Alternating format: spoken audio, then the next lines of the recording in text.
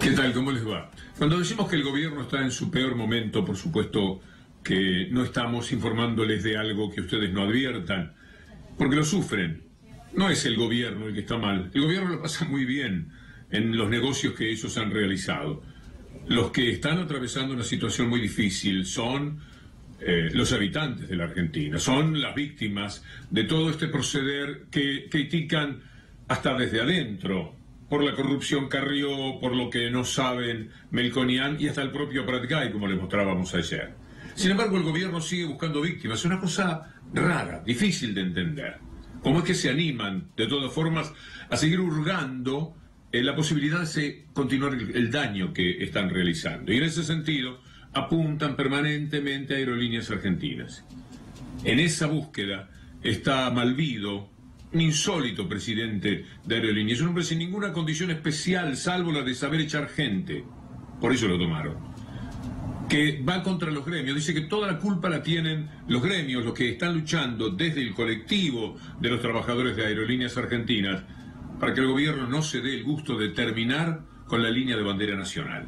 Evidentemente, si eso es capaz, si eso es motivo para parar la aviación de un país, evidentemente ya no estamos hablando de salario, no estamos hablando de pilotos extranjeros. Aquí hay una cuestión de fondo, una cuestión política de los gremios que tienen una ideología respecto al gobierno y han encontrado como Aerolíneas como un buen blanco donde pelear esa batalla. Usted lo que quiere decir es que los gremios militan en fracciones políticas opositoras al gobierno. Sí, siempre lo han hecho. Es decir, en particular los secretarios generales es notorio que están alineados con los sindicalistas y los políticos más importantes de los partidos opositores. Eso no es un descubrimiento. Esto es lo que dice el tal Malvido. Vale la pena recordar quién es el personaje, qué es lo que se propone, cuáles son sus ínfulas, las creencias que tiene, con la cual piensa llevarse por delante también a los trabajadores de Aerolíneas Argentinas, como él cuenta, muy suelto de cuerpo, muy ufanándose de sus condiciones de echador de gentes, lo que él hizo en Venezuela. Él mismo lo cuenta, así que no es necesario emitir ninguna opinión al respecto. La semana esa en la que echamos tanta gente fue bestial. De tomar esas decisiones y echar amigos a gente que me decía, no me podés hacer esto vos a mí, gente con la que habíamos empezado la empresa de cero, fue realmente terrible. Pero fue un aprendizaje, creo que me hizo más duro, y así como fui a parar a Venezuela. Y muchas veces me tocó decir, bueno, detectar rápidamente quién iba a seguir conmigo y quién no iba a seguir conmigo. El más capaz, si no está comprometido y no sigue, y no es parte de la comunicación y no está comprometido, desaparece.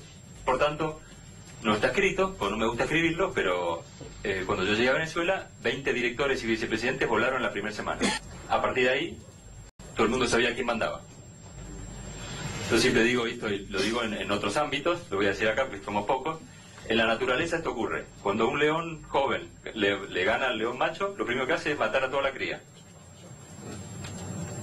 Y en las empresas eso pasa. Y si no pasa, explota. Tal vez soy demasiado práctico y demasiado rudo, pero funciona. A un personaje así no se lo puede combatir individualmente, porque la fuerza de cada trabajador no alcanza. De ahí es que normalmente el gobierno quiere terminar con todo lo que sea la vida sindical. Y este personaje, Malvido, es una punta de lanza para conseguirlo. Cuando uno escucha a Juan Pablo Maceri de APLA, por lo menos queda con plena conciencia de que los trabajadores de Aerolíneas Argentinas van a luchar por la línea de bandera hasta el último día. Este conflicto se inició a partir del no pago de una cláusula gatillo de un acuerdo firmado en el año 2017 y que venció en septiembre de 2018. La estrategia es similar a la que utiliza el ministro Dietrich de estigmatizar a la conducción sindical y por ende a los trabajadores. De esa manera quiere lograr que el usuario, los pasajeros o el público en general estigmatice a todos los trabajadores y luego legitime la decisión inexorable de reducir Aerolíneas Argentinas y eventualmente cerrarla. Esa es la estrategia. Eso es lo que tiene que hacer Aerolíneas, luchar como lo explica Juan Pablo Maceri. Pero no son los únicos trabajadores amenazados.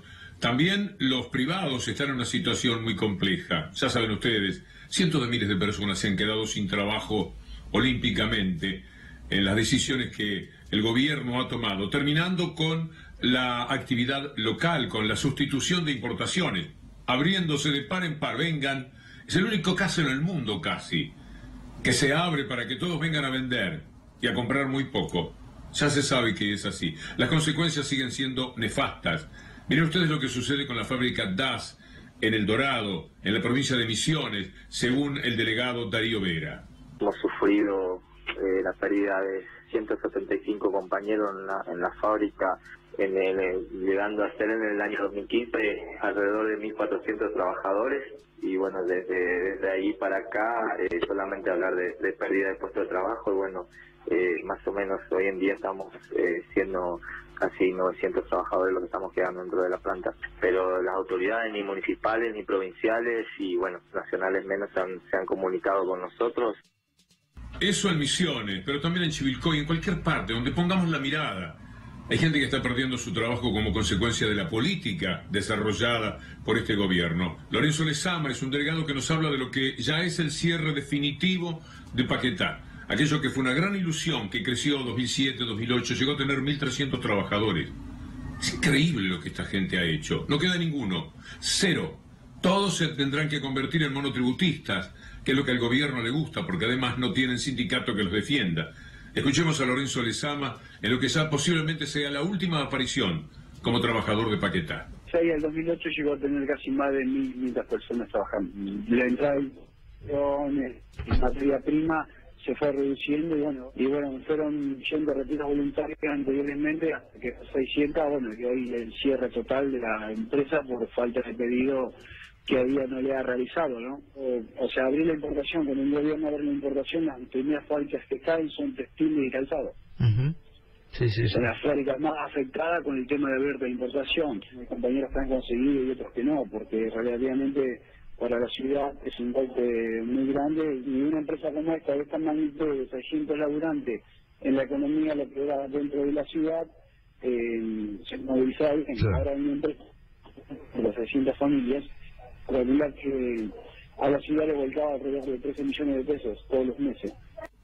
En todos los órdenes sucede lo mismo. Volviendo a los trabajadores que tienen que ver con el Estado, la televisión pública, todo lo que dependa del sistema de medios manejado por Canalla Lombardi está resentido. Mañana hay una demostración al mediodía, a la 1 de la tarde, en el Centro Cultural Kirchner. Sería bueno que los acompañemos, que estemos con ellos, que no dejemos solos allí a cada trabajador que tiene inconvenientes con la empresa, en este caso estatal. No seamos indiferentes. Escuchemos a Alberto Blecchi, que es el delegado de Cipreva en la televisión pública. Somos los únicos trabajadores del Estado, los únicos trabajadores de prensa que tenemos paritaria cero en un año en donde hubo más de un 45% de inflación reconocida oficialmente.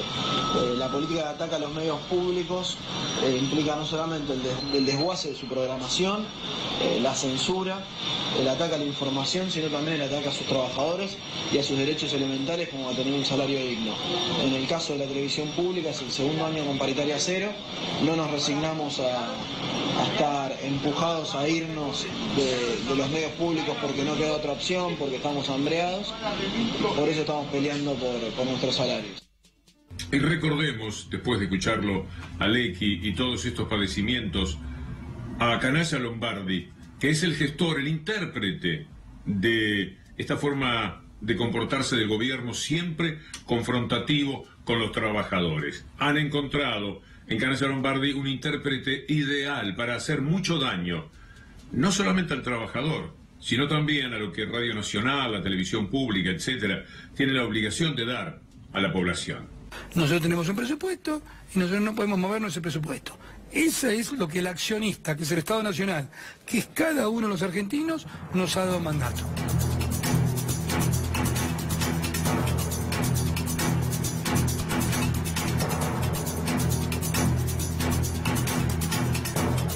Pero creció la planta desde el 2002 hasta ahora, en cada 7 estamos hablando ahora, sí, ¿no? En un 70%. Es un disparate.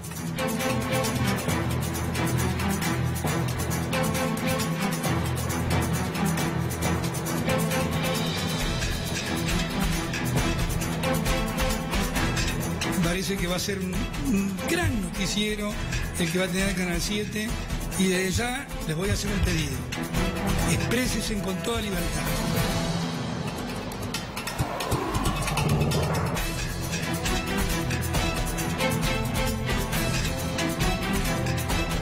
Por supuesto, Canalla es un jugador conocido del establishment, pero hay otros, lo de Marco Labaña y Bocio, con ese proyecto que presentaron en diputados y que ya tiene media sanción y ahora está en el Senado. Qué tristeza para la democracia, no solo para el periodismo, porque ahora se desregula el papel. Y esto determina que Mañeto, los Aguier, papel prensa, cobren por el papel lo que se les antoje, según la cara del cliente. Usted sí, usted no. A usted le vamos a cobrar tanto, a usted un poco menos, a vos te vamos a dar facilidades porque vos sos un jugador del sistema, y si no lo sos lo vas a hacer. Así han procedido toda la vida. Ahí está la gente de la televisión comunitaria pidiendo, exigiendo el lugar que por ley le corresponde a la grilla de Cablevisión, y no se la dan. Así proceden ante la mirada de todo el mundo. Y ahora tenemos en el Senado el proyecto que tiene media sanción desde diputados. El CELS ha emitido un comunicado. Este título que ustedes ven del CELS es muy firme, muy elocuente. Y uno de los trascendidos que tenemos se refiere a cómo piensan manejar todo esto, diciendo que, bueno, el papel finalmente es un producto, y el CELS le dice que el papel de diario no es un producto común y corriente. Se trata de otra historia, tiene que ver con los medios y con la democracia. Por suerte, hoy Cristina Fernández de Kirchner también habló en el Senado de este tema, de este servilismo insoportable de los partidos políticos al sistema, a Clarín, a Mañeto, a los Aguier, a todo lo que permita jugar contra la democracia. Es también el servicio de blindaje mediático para los que levantan la mano, presentan proyectos como este, y al mismo tiempo presta el servicio de ataque furibundo y brutal contra aquellos y aquellas que no formamos parte de ese dispositivo de lo que se ha dado en denominar muy amigablemente la gobernabilidad, y que yo creo que en muchos casos hace más juego con la complicidad. Aumento de la desocupación, cierre masivo de comercios, cierre de fábricas. ¿Y qué estamos haciendo aquí en la República Argentina, en el Parlamento, donde están representados todos los partidos políticos? Estamos sacando una ley que demandó apenas 20 días para atender el gravísimo problema que tiene la economía, que es el precio del papel de diario. Bueno, ve, esto es tener poder. Y algún señor senador recién decía que debíamos reglamentar, por el tema de las fake news, por ejemplo, el manejo de los medios digitales. Hizo mención a Facebook, en fin, lo que ya todos conocemos que pasó en el Brexit. Pero quiero decirles que también esas fake news se imprimen en papel de diario, en papel prensa. Mire, yo quiero recordarles a todos ustedes que en plena campaña electoral, la tapa de un importante matutino de nuestro país, uno de los socios de Papel Prensa Sociedad Anónima, publicó que Máximo Kirchner y la ministra Garré, Nilda Garré, tenían millones de dólares en cuentas en paraísos fiscales. Esta noticia es una fake news. No hace falta tener un medio digital, evidentemente, para hacer noticia falsa. Es un panorama tristísimo el que se nos presenta para terminar el año, por lo que acaba de decir Cristina Fernández de Kirchner, por lo que leíamos antes del CELS, por lo que dijo Cipreva. Es tristísimo, pero también para los educadores. Qué año que han tenido, qué años en realidad. Ahora con el cierre de escuelas, por el cual hoy marcharon, presentaron una vez más sus quejas, sus argumentos, que son irrebatibles y que determinarían para cualquier gobierno que se precie atenderlos, darle solución a todo lo que están planteando, pero no es así. Quiero, antes de escuchar a la gente de la educación que defiende gremialmente a todos los educadores del país, comentarles que Juan Pablo Sorín, ese excelente jugador de fútbol, pero también gran persona, emitió un tuit, véanlo, en el que él cuenta cómo terminó los estudios que no podía llevar a cabo cuando era jugador, no le daban los tiempos. Siempre fue un muchacho muy preocupado por crecer, por ser cada día mejor, y siempre lo ha conseguido. Lo felicitamos a Juan Pablo Sorín, y que esto, que seguramente atañe a miles de personas que pudieron terminar su secundario, como lo hizo Juan Pablo Sorín, se haga realidad también, en una continuidad más aliviada para la educación en la República Argentina. El gobierno de Rodríguez Larreta acaba de cerrar 14 secundarios nocturnos. Así de brutal. Cierra escuelas. ¿Quiénes van a esa escuela? Jóvenes, adolescentes, mujeres, varones, que durante el día trabajan. Como tienen que ir a trabajar, cursan el secundario a la noche. Esas escuelas cierran. Nos oponemos, la comunidad educativa, las familias de los estudiantes, y vamos a seguir defendiendo el derecho social a la educación. Es que no hay trabajador que no esté afligido hoy día. También el trabajador jubilado está padeciendo. ¿Para qué repetir lo que ustedes saben, lo que fue el año 2018 para cada jubilado? Lo que sigue siendo la estafa que significó la reparación histórica. Para lo único que servía era para que Macri, Gianfranco, dijera: yo tengo 36 millones de dólares por allá, en algún lado, ni siquiera traerlo. Y Mindlin, y Caputo, y cada uno de los amigotes están haciendo dulce con la plata, diciendo ahora también dónde la tienen, porque total, con el 5% que pagaron, se salvaron de todo lo que correspondía dar a la AFIP en el momento en que se llevaban ese dinero. ¿Ustedes se acuerdan de Macri anunciando la reparación histórica? Vale la pena, es como hundir el puñal, lo sé, pero me parece que es necesario. El instrumento, la ley que estamos enviando al Congreso, busca resolver todas las situaciones. En primer lugar, aquellos que hoy no están cobrando lo que les corresponde, que se ajusten los saberes y que a partir del momento que se apruebe la ley empiecen a cobrar realmente el haber jubilatorio que les correspondía. Estén o no estén en trámite judicial. Y aquellos que están en trámite judicial, tengan o no sentencia firme, que cobren su retroactivo y que se les devuelva lo que es su plata.